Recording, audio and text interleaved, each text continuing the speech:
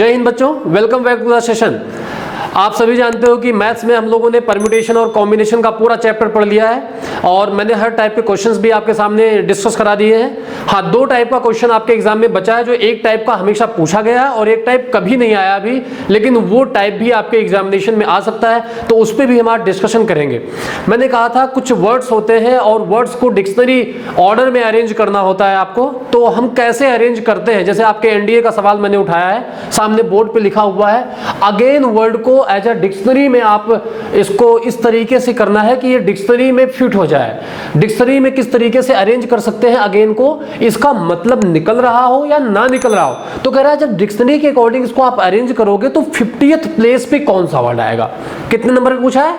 50वें स्थान पर पूछा है, ध्यान दीजिएगा। दूसरा सवाल पूछेगा कि इसी में पूछ लेगा, जैसे अगेन है, कहेगा अगेन का डिक्शनरी में रैंक बताओ कि किस रैंक पे आ रहा है, ये अलग सवाल हो जाएगा। लेकिन यहां पे पूछा कि 50th प्लेस पे जब हम अगेन को अरेंज कर रहे हैं तो डिक्शनरी के हिसाब से 50वें प्लेस पे कौन सा आएगा। तो देखिए, पहले मैंने कहा था अगेन से नॉर्मली अगर आपसे पूछता कि कितने तरीके से आप अरेंज कर सकते हो, तो 1 2 3 4 5 फैक्टोरियल 5 और ए दो बार आपका रिपीट है तो अपॉन फैक्टोरियल 2 करते 120 अपॉन 2, यानी कि 60 वेज टोटल है अरेंजमेंट के, किसके? अगेन के। अब लेकिन 60 वेज मतलब 60 तक मैक्सिमम जाएगा, इससे ज्यादा तो नहीं हो सकता। इसने कहा 50th प्लेस पे बताइए, वो भी डिक्शनरी के अकॉर्डिंग। तो डिक्शनरी में पहले ए आएगा, बी आएगा, सी, इस तरीके से आएगा। तो इसमें देखिए हम सबसे पहले ए को ले लेते हैं, फिर ए लिखेंगे, उसके बाद क्या है आपका जी है, आई है और एन है। जब हम शब्द का स्टार्ट ए से कर रहे हैं, ए लेटर से कर रहे हैं, तो जिससे हम स्टार्ट करते मतलब उसको हमने फिक्स कर लिया, तो इसको हम कंसीडर नहीं करेंगे। 1 2 3 4 को कितने तरीके से अरेंज कर सकते हैं? फैक्टोरियल 4 तरीके से, यानी कि 24 आपका ए से जब स्टार्ट होगा तो ऐसे लेटर आपके 24 बन जाएंगे, ऐसे 24 वर्ड्स बनेंगे। अब उसके बाद क्या है, आप देख रहे हो जी है, A B C D E F G आता है, तो आप जी से स्टार्ट करो। तो जी से करोगे तो ए होगा, आई होगा, फिर आपका लास्ट में एन होगा। तब जी से स्टार्ट आपने किया तो इसको आप कंसीडर नहीं करोगे अरेंजमेंट में। 1 2 3 4 फैक्टोरियल 4, और जब रिपीटेशन है 2 का तो अपॉन फैक्टोरियल 2 कर देंगे, 24/2 यानी कि ये 12 हो जाएगा।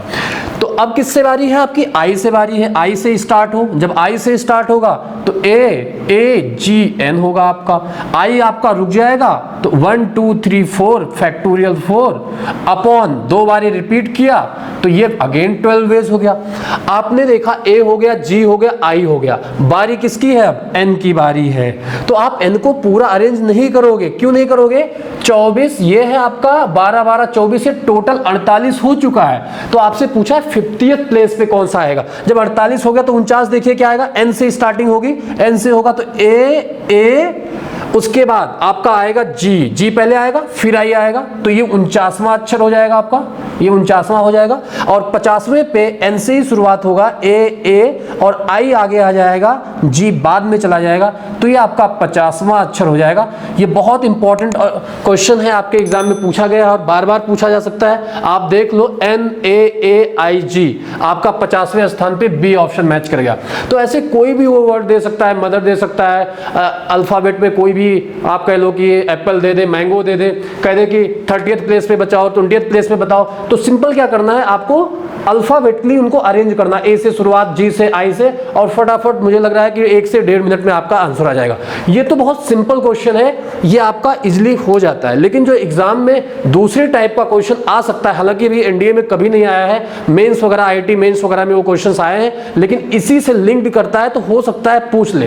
तो दूसरी टाइप के क्वेश्चंस की हम बात करते हैं अगर, तो उसमें रैंक पूछता है। तो अगर आपसे पूछ ले कि किस तरीके से क्वेश्चंस का हम रैंक निकालेंगे, रैंक के लिए क्वेश्चन आता है। जैसे हमने एक सिंपल सा क्वेश्चन ले लिया, मदर।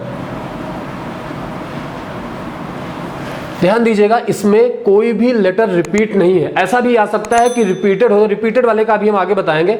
तो सबसे पहले रैंक निकालने के लिए आपको नंबरिंग करनी पड़ेगी रैंक की, कि कौन 1 नंबर पे, कौन 2 नंबर पे। सबसे पहले आप इसमें देखो, सबसे पहले कौन आएगा?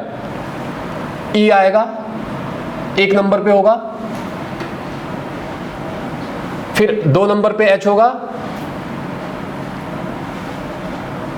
ये 3 नंबर पे होगा, ये 4 नंबर पे होगा, ये 5 नंबर पे होगा और ये 6 नंबर पे होगा। आपने क्या किया, रैंक निकाल लिया सबका कि किस रैंक पे कौन है। आपको लेफ्ट से स्टार्ट करना है। क्या करना है, लेफ्ट से। अब जैसे यहां इसकी रैंक m की 3 है, तो आपको 3 से देखना है कि कितने ऐसे हैं जो 3 से कम रैंक के हैं। कितने हैं, 1 2, 3 से भाई 2 है और 1 है, तो जितने तरीके हैं, जितने भी लेटर है वहां पे हम लिख लेंगे। अब O की बारी है, तो O किसका रैंक है, 4 से कम देखेंगे क्या है, 2 है, 1 है, इसका अगेन 2 हो जाएगा। अगर हम 6 की बात करेंगे तो 6 के नीचे 2 भी है, 1 भी है, 5 भी है, तो इसके लिए 3 हो गए।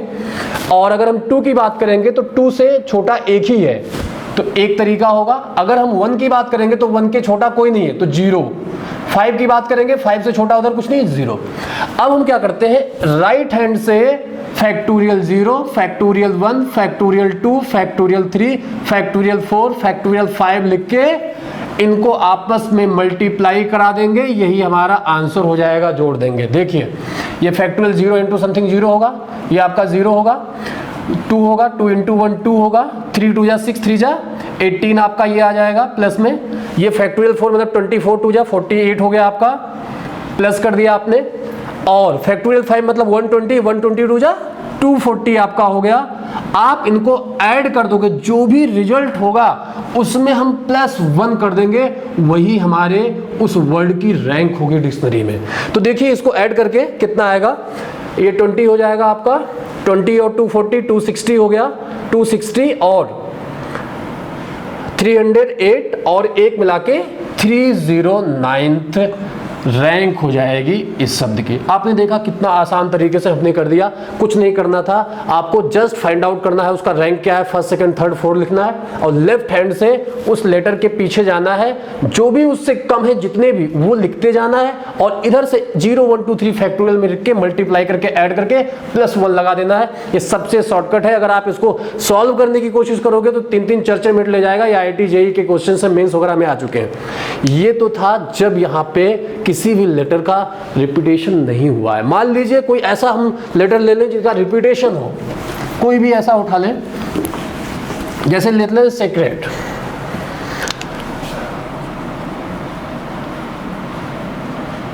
हमने सीक्रेट ले लिया। देखिए ई यहाँ पे 2 बार आया हुआ है, बिल्कुल वैसे ही करना है आपको। इनके रैंक के लिए पहले इनकी नंबरिंग करनी पड़ेगी। अब 1 प्लेस पे ये है, ये सेकंड पे है और ई यहां भी है तो यहां भी सेकंड पे आ जाएगा। ये आपका थर्ड पे हो गया आएगा और ये आपका फोर्थ पे आएगा। नहीं सॉरी, यहां पे आर भी छूट गया ना आपका, तो पहले आर आएगा, फिर एस आएगा और फिर आपका टी आएगा ये 5th पोजीशन में।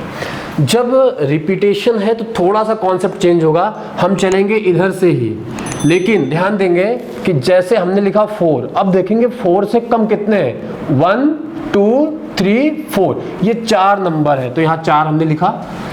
यहाँ पे डिवाइड करेंगे जो भी रिपीट कर रहे होंगे इंक्लूडिंग दिस लेटर, इस लेटर को हमें इंक्लूड करना है, ध्यान रखना है। तो यहां से हम स्टार्ट करते हैं, अगर देखते हैं कोई रिपीट हुआ है क्या, आप देखोगे ई 2 बार है तो जितनी बार है उतना फैक्टोरियल में कर देंगे।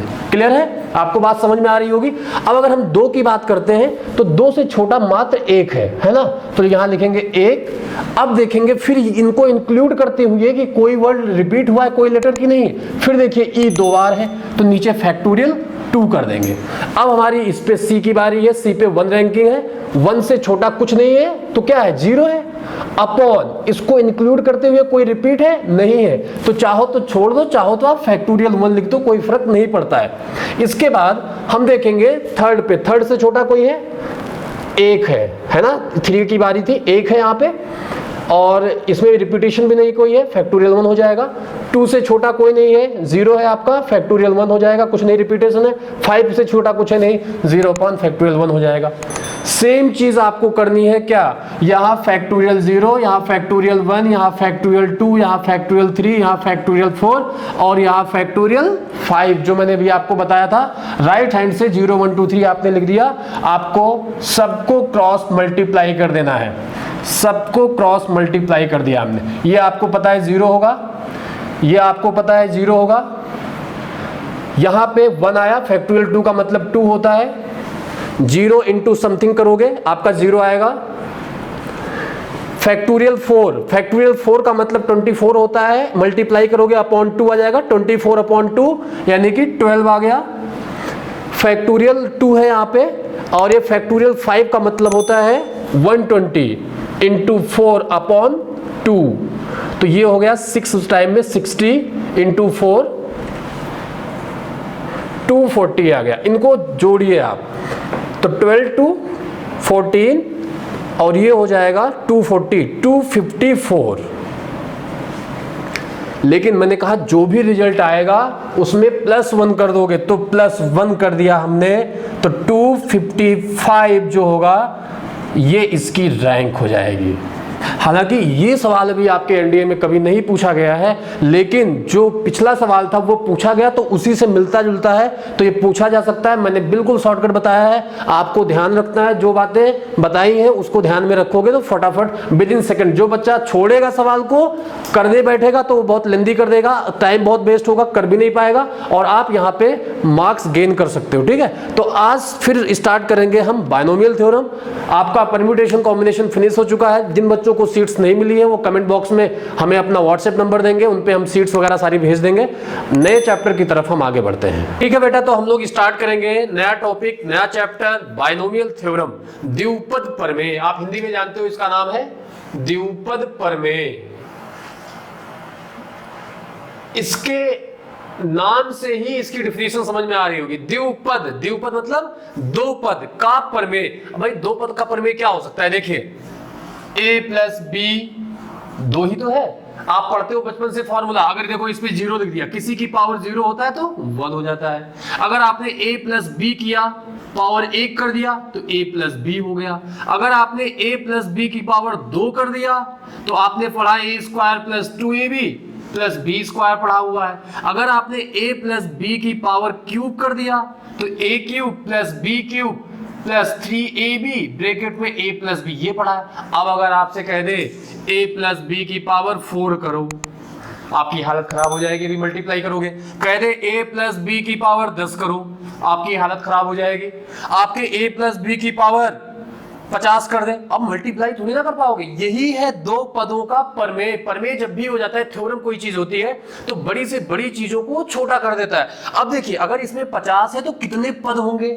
इसमें 30वां पद कौन सा होगा, 40वां पद कौन सा होगा? या इधर देखिए, जब पावर 0 थी तो पद 1 दिखा आपको, पावर 1 है तो पद 2 दिखे आपको। यहां देखिए पावर 2 है बेटा तो पद कितने हो गए? 3 हो गए। यहां देखिए पावर 3 है तो यहां इसको जब मल्टीप्लाई कराओगे तो पद 4 हो जाएंगे। आपसे एक बात क्लियर ये हो रही है कि जो भी पावर में है पद उससे 1 ज्यादा होते हैं। 1 है तो पद 2 है, 2 है तो पद 3 है। तो अगर मैं ऐसे लिख दूं a प्लस बी की पावर n, तो इसमें टोटल पद कितने होंगे, टोटल टर्म्स कितने होंगे? तो भाई n प्लस 1 होंगे। ये बात समझ में आ गई। तो ये जो फॉर्मूले आपने पढ़ा है वो बायनोमियल थ्योरम से ही, ये हम रट लेते हैं बचपन में, a प्लस बी का square, a square plus 2ab plus, कहां से आया वो मैं बता रहा हूं आपको कि कहां से आया। इसका एक थ्योरम होता है जिसे हम बायनोमियल थ्योरम कहते हैं। हमने लिख दिया a प्लस बी की पावर n। इसको सॉल्व करने का जो प्रॉपर मेथड है वो होता है कि n से शुरू करते हैं, nc0 a की power n minus 0 into B की पावर 0 प्लस, आगे में जब यहाँ 0 है तो फिर 1 ले लेंगे, nc1 a की पावर n माइनस 1 b की पावर 1। अगला पद होगा आपका nc2 a की पावर n माइनस 2 b की पावर 2, और ऐसे ही ये डैश डैश चलता रहेगा। मान लो कोई बीच में rवां पद आ जाए तो हो जाएगा ncr a की power n minus r b की पावर r। आपको क्या करना है, जो a है उसकी पावर, इनका दोनों का डिफरेंस हो रहा है हर जगह, इनका डिफरेंस देखिए हो रहा है।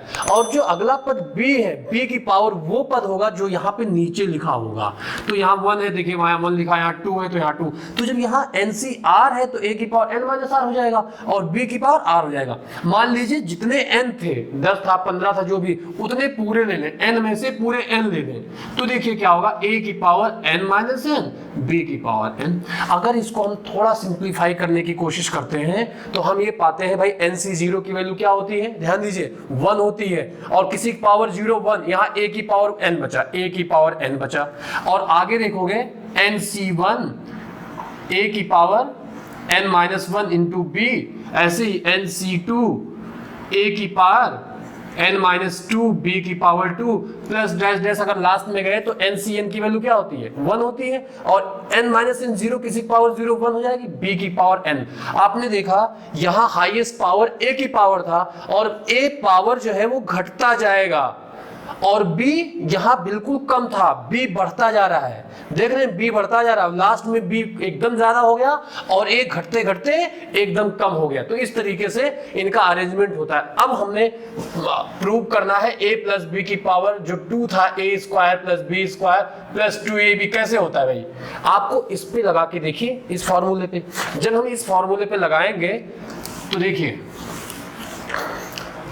a प्लस बी का स्क्वायर है, n की जगह क्या है 2 है, तो यहां लिखोगे 2c0, a की पावर 2 - 0, b की पावर 0, फिर 2c1 a की पावर 2 - 1, b की पावर 1, फिर 2c2 a की पावर 2 - 2, b की पावर 2। सॉल्व करोगे 2c0 1 हो जाएगा, a की पावर 2 a स्क्वायर, b की पावर 0 1 हो जाएगा बेटा, 2c1 2 होता है, आपको पता है, मैंने कॉम्बिनेशन में पढ़ाया है आपको, a की पावर 1 हो जाएगा और b की पावर 1 मतलब b हो जाएगा, 2c2 1 हो जाएगा, आपने पढ़ाया है कॉम्बिनेशन में, यहाँ a की पावर 0 1 हो जाएगा इंटू b स्क्वायर। आप देखें a square plus 2ab plus b square, यही तो लिखा है जो आप a प्लस बी का होल स्क्वायर बचपन से पढ़ते हुए आते हो। तो बाइनोमियल थ्योरम क्या करता है, दो पदों का जितना भी एक्सपेंशन होता है वो बहुत इजीली कैलकुलेट कर सकते हो। तो टोटल पदों की संख्या आपको पता होनी चाहिए कि जब a प्लस बी की पावर n है तो कुल पदों की संख्या कितनी होगी n+1। एक फॉर्मूला याद रखिएगा, ये अभी आगे काम आएगा। थोड़ा हम और आगे बढ़ेंगे, इनके कुछ रिजल्ट्स के बारे में ध्यान रखिए। किसी भी चैप्टर को पढ़ने से पहले उसके बेस में जाना बहुत जरूरी है। जब तक आप चैप्टर के बेस में नहीं जाएंगे तो आप सवाल नहीं समझ पाएंगे कि किस तरीके से हम एग्जामिनेशन में जल्दी से करें। जब हमने एक्सपेंशन किया अभी x प्लस a मान लीजिए, अब आ गया यहाँ पे n है, हमने पहला टर्म लिखा nc0 x की पावर n-0 इंटू a की पावर 0। तो जो ये आगे वाले पद है, आगे क्या आएगा nc1, फिर x की पावर n-1 a की पावर 1, ऐसे जाता है सब। तो ये जो आगे वाले पद आ रहे हैं nc0 nc1 nc2 nc3, कहां तक जाएगा ये डैश डैश ncn तक जाएगा। इसको हम बोलते हैं बाइनोमियल कोफिशिएंट। क्या बोलते हैं, बाइनोमियल कोफिशिएंट, द्विपद गुणांक। इनकी वैल्यू पे क्या फर्क पड़ता है ये भी हमें बहुत जानना जरूरी है, एग्जाम में पूछा गया है। हाईएस्ट बाइनोमियल कोफिशिएंट बताइए, तो n की वैल्यू जैसे हमने मान ली 6, n बराबर क्या मान ली 6 मान ली बेटा। तो सारे कोफिशिएंट आप कहां तक जाओगे बाइनोमियल कोफिशिएंट, 6c0 जाओगे, 6c1 लिखोगे, 6c2 लिखोगे, 6c3 लिखोगे, 6c4 6c5 6c6 तक जाओगे। अगर इनकी वैल्यू आप लिखोगे 6c0 की 1 वैल्यू हो जाएगी, 6c1 की वैल्यू 6 हो जाएगी आपकी, 6c2 आपको पता है, शॉर्टकट बताया सॉल्व करने का तरीका, 2 into 1 करोगे, यहाँ पे 6 into 5 into 4 3 into 2 into 1 करोगे, 6c4 का मतलब 6c2 कर दोगे और 6c2 हो जाएगा तो फिर अगेन ये आ जाएगा 6 into 5 2 into 1, 65 को 6c1 लिख सकते हो तो 6 हो जाएगा और 661 की वैल्यू 1 होती है। थोड़ा सा सॉल्व करें तो अभी वैल्यू आपको पता चल जाएगी, 2 3 या 6 15 हो जाएगा ये आपका, ये 6 कैंसिल हो गया 20 हो गया आपका, यहाँ देखिए ये 15 हो जाएगा आपका, ये 6 और ये 1। थोड़ा सा ध्यान दीजिए, वैल्यू जब हमने स्टार्टिंग से करी तो ये बढ़ना शुरू हुआ, 1 हुआ 6 हुआ 15 हुआ फिर 20 हुआ, 20 के बाद क्या फिर घटना शुरू कर दिया। यानी कि बाइनोमियल जो आपका ये क्या है, बाइनोमियल कोफिशिएंट है। बाइनोमियल कोफिशिएंट की वैल्यू स्टार्टिंग में बढ़ती है, क्या होगी स्टार्टिंग में बढ़ेगी, लेकिन जब हाईएस्ट पॉइंट पे, हाईएस्ट पॉइंट कहां होगा, मिडिल टर्म जो आर है आपका, यहाँ एनसीआर लिखते हो ना आप, आर जो एन का आधा होगा, जब एकदम मिड की वैल्यू होगी, तो उस केस में बायनोमियल कोफिशिएंट की वैल्यू सबसे ज्यादा होगी।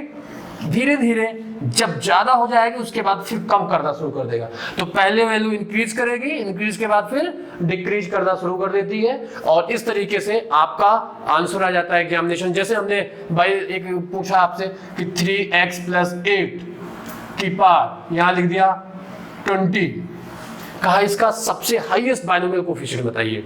तो 20 का आधा क्या होता है? 10 होता है, तो 20 सी 10 ही आपका हाईएस्ट हो गया। तो आधे पे देख लीजिए, आधे पे सबसे बड़ी वैल्यू है, बाकी सब छोटी है, बढ़ता हुआ है फिर घटना शुरू कर देगा। ठीक है, तो आगे बढ़ेंगे अब। तो देखा बेटा आपने कि अगर मान लीजिए दो पद है x + y की पावर n, बहुत इंपॉर्टेंट क्वेश्चन यहां से आता है, तो कुल पद इसमें जो आपके होते हैं, टोटल टर्म्स होते हैं, वो आपका n + 1 होता है। लेकिन मान लो 3 पद हो जाए, x + y + z, हालांकि ये 2 पद नहीं या 3, लेकिन एग्जाम में पूछा गया है 1-2 बार सवाल इस पे, अगर है तो ये होगा इसके कुल पद कितने होंगे। अगर 3 पदों का एक्सपेंशन दिया हो तो इसमें कुल पद आपके होते हैं n + 2 c2 कर लो, या अगर इस फॉर्म में लिखना चाहते हो तो n + 1 n + 2/2, ये आपका होता है। लेकिन एग्जाम में बेवकूफ बनाता है आपको। बेवकूफ कैसे बनाता है? एग्जाम में एक बार सवाल आया x² + 2x + 1 की पावर 10 और कहा कुल पदों की संख्या बताओ। बच्चे ने क्या किया भाई, 3 पद मान लिया, 1 2 3 माना। जब 3 पद माना तो बच्चे ने ये फॉर्मूला लगाया, 10 + 1 10 + 2/2 लगा दिया। ये देखिए 11 × 12/2, 2 × 12 66, ये गलत हो गया और पहले ही ऑप्शन ये मिल जाएगा आपको। सीधी सी बात है, 3 पद दिखा तो बच्चा 3 पद का ही लगाएगा, लेकिन ये 3 पद नहीं है, बेवकूफ बनाया एग्जाम में।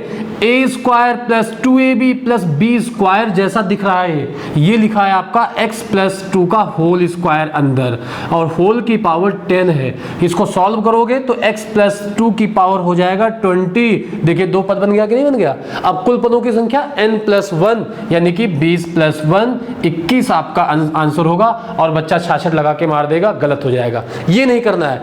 जब आप 3 पदों से 2 पद ना बना पाओ, वो 3 पद देखिए 3 पद ही रहे, वो कभी 2 ना बन पाए, तब आप ये फॉर्मूले लगाओगे। अदरवाइज अगर वो 2 पद है तो इस तरीके से एग्जाम में ऐसे ही सवाल आएगा कि 3 पद होगा, लेकिन आपको उसको 2 में कन्वर्ट करना पड़ेगा। ये चीज ध्यान रखिएगा।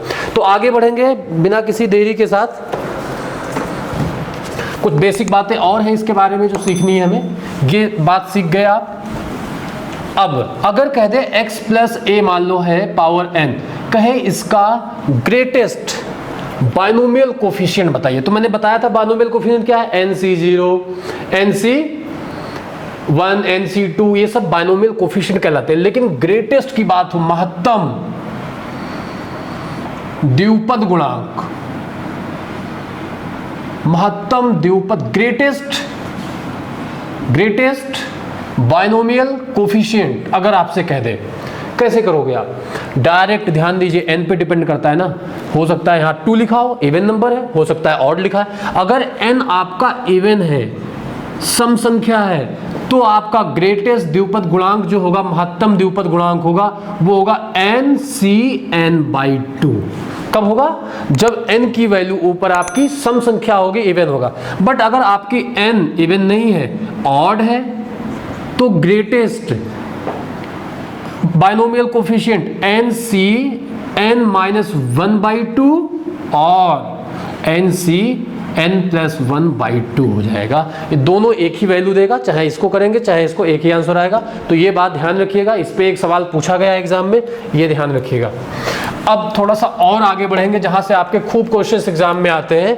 थोड़ा सा एक्सपेंशन की अगर हम बात करें, x + a की पावर अगर n की हम, तो आप लिखते हो nc0, x की पावर n-0, a की पावर 0, फिर nc1 लिखते हो, इंटू x की पावर n-1 लिखते हो, a की पावर 0 लिखते हो। फिर आप ऐसे डैश कोई r आ जाता है, या अभी एक और पद लिख लो आप तो ज़्यादा समझ में आएगा। nc2 ले लिया, x की पावर n-2 लिख दिया, a की पावर यहाँ 1 होगा ना बेटा, यहाँ 2 हो जाएगा। ऐसे डैश चले गए, मान लीजिए r तक आ गए, NCr, x की पावर n-r, a की पावर r, फिर आगे ऐसे n तक चले जाते हो। ध्यान दीजिएगा, ये जो पद है यही आगे की पूरी बाइनोमियल थ्योरम का कॉन्सेप्ट डिफाइन करेगा। समझ लो पूरा पूरा चैप्टर इस पे चल जाता है। ये है क्या आखिर? देखिए, 0 से स्टार्ट किया ना तो ये पहला पद है, जब हम 1 पे पहुंचे तो दूसरा पद है, तो हम 2 से पहुंचे तो तीसरा पद है। ऐसे जब हम R पे पहुंचे तो ये कौन सा पद होगा? आरवां पद नहीं होगा, ये एक उससे ज्यादा होगा। भाई यहां देखिए 0 पे 1 पद हो गया, 1 पे 2 पद हो गया, तो R पे R प्लस 1वां पद TR प्लस 1 हो गया NCR x की पावर n माइनस R। ये है R प्लस 1वां पद, स्टैंडर्ड पद निकालने का फॉर्मूला। जैसे आपसे कोई कहे x प्लस 3 लिखा है, इसकी पावर लिख दे 100 और कहे इसका 59वां पद बताओ, कौन सा पद? 59वां। तो क्या ऐसे फर्स्ट सेकेंड थर्ड 59वां तक करोगे? नहीं, अब आपको 59वां निकालना है तो इसमें ब्रेक करो। 59वें को लिख सकते हो t 58 प्लस 1 कर दिया, r प्लस 1 में तोड़ दिया। अब r की जगह आ गया क्या आपका 58 और n कितना है टोटल 100, तो यहां लिखिए 100। r की जगह आपका यहां 58 है, c 58, फिर x की power n minus r, n क्या है यहाँ पे 100 माइनस 58 और a की जगह a क्या है आपका यहाँ पे एक्सपेंशन में जो होगा वही लिखेंगे, 3 है यहाँ पे, तो 3 की पावर 58। ये आपका निकल गया। तो ऐसे आपसे 10वां पद पूछे, 20वां पद पूछे, 50वां कुछ भी पूछे तो TR प्लस 1 याद रखना है, ये बात ध्यान रखिएगा। इसके बाद भी बहुत टाइप के क्वेश्चंस बनते हैं, जैसे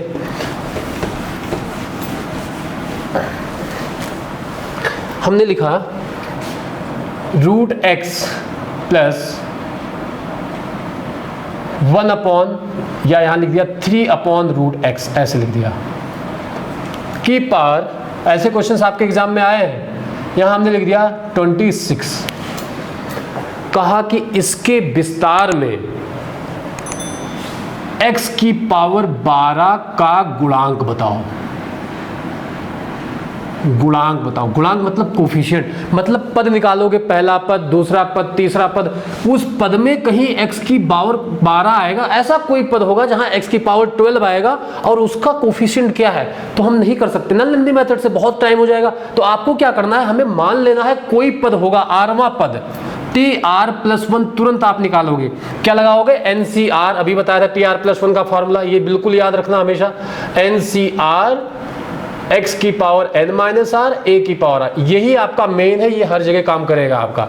तो TR प्लस 1 यहां से निकाल लोगे तुरंत आप, क्या होगा 26C, r की जगह r ही रहेगा, यहां कोई नंबर नहीं है, रूट x की पावर क्या करोगे 26 माइनस r इंटू फिर 3 अपॉन रूट x की पावर क्या करोगे r करोगे। अब इन्होंने कहा x की पावर 12, तो यानी x को एक साथ कर दो और कांस्टेंट को एक साथ कर दो, 26CR। यहां देखिए x की पावर हाफ है, ऊपर पावर मल्टीप्लाई होगा तो क्या हो जाएगा यहाँ पे x की पावर, जब हाफ ऊपर जाएगा तो 13 हो जाएगा एक तरफ और माइनस r/2 हो जाएगा। अगर ये 1/2 है ना, और 1/2 जब ऊपर जाएगा तो यहाँ 13 माइनस r/2 हो जाएगा। यहाँ 3 की पावर r है और x को ऊपर ले जाओगे तो यहाँ 1/2 है, ऊपर जाएगा माइनस 1/2 r आएगा, तो x की पावर माइनस 1/2 यानी माइनस r/2 हो जाएगा। अब x वाला एक साथ कर लो, कांस्टेंट अलग कर लो, 26CR 3 की पावर r, x वाला देखिए x की पावर क्या क्या है 13 माइनस r/2 और बेस बेस सेम है तो पावर ऐड हो जाएंगी, माइनस r/2, यहां भी माइनस r/2 हो गया। अब आपसे ये आ गया, आपका पूछा क्या है x की पावर 12 चाहिए, तो यहां x की पावर ये आया ना, 12 नहीं आया, x की पावर 12 नहीं है। तो हम क्या करेंगे, जब भी कहे x की पावर 12 बताओ, 13 बताओ, 10 बताओ, कुछ भी कहे तो जितना कहे तो ये सॉल्व करने के बाद x की पावर जो भी हो उसके बराबर करा दो। हमने क्या किया 13 माइनस r/2 करोगे तो क्या हो जाएगा r हो जाएगा, इक्वल कर दोगे किसके 12 के इक्वल कर दोगे। जब इसको आप सॉल्व करोगे तो इधर आप लेकर आओगे इसको 13 माइनस 12 इक्वल्स टू r, तो r की वैल्यू यहाँ देखिए 1 आ गई। तो r की वैल्यू जब यहाँ 1 रखोगे तो T1 प्लस 1 आपको दिख गया, दूसरा पद ही है जिस पद में x की पावर 12 आएगा और कहा उसका गुणांक बताओ, तो आपको यहाँ r की जगह 1 रख देना। 26c1 3 की पावर 1 और x की पावर जब आप यहाँ पे 1 रखोगे तो अपने आप 12 हो जाएगा। तो ये आपका कोफिशिएंट हो गया। क्या हुआ आंसर? 3 × 26c1 26 हो जाएगा। इसको आप सॉल्व करोगे, 3 6 18,